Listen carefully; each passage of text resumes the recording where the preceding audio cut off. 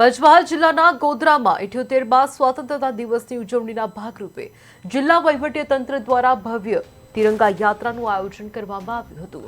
મહત્વનું છે કે યાત્રા પોલીસ પરેડ ગ્રાઉન્ડથી ડીજેના તાલે ઉત્સાહભર્યા તાલ સાથે શરૂ થઈ પાંજરાપોળ, વિશ્વકર્મા ચોક, રાણી મસ્જિદ, નીલમ લોજ જેવા માર્ગો પરથી હમણાં સુધી જમાવાઈ અને રામસાગર તળાવ ખાતે પૂર્ણ થઈ હતી।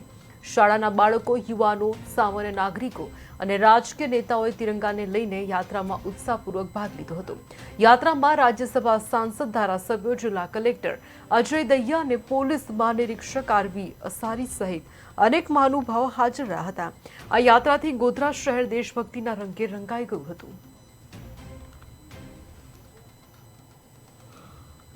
જિલ્લા કક્ષાની તિરંગા યાત્રાનું આયોજન કરવામાં આવ્યું છે। પોલીસ પરેડ ગ્રાઉન્ડથી લઈને આખા શહેરમાં રૂટમાં આ પરેડનું આયોજન કરવામાં આવ્યું હતું।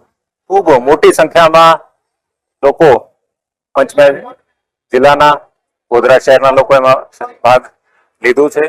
તમામ સમાજના લોકો આમાં ભાગ લીધું છે। આપણા શહેરના તમામ વિસ્તારમાંથી આ યાત્રા જ્યારે નીકળી, બધા લોકો ખૂબ ઉત્સાહભેરથી આ યાત્રાનું સ્વાગત કર્યું છે। આપણે આગામી 15મી ઓગસ્ટનું જે ઉત્સવ છે, રાષ્ટ્રીય ઉત્સવ છે, એને આવકારવા માટે આજે તિરંગા યાત્રા છે। ગોધરા શહેરના તમામ નાગરિકોને હું આભાર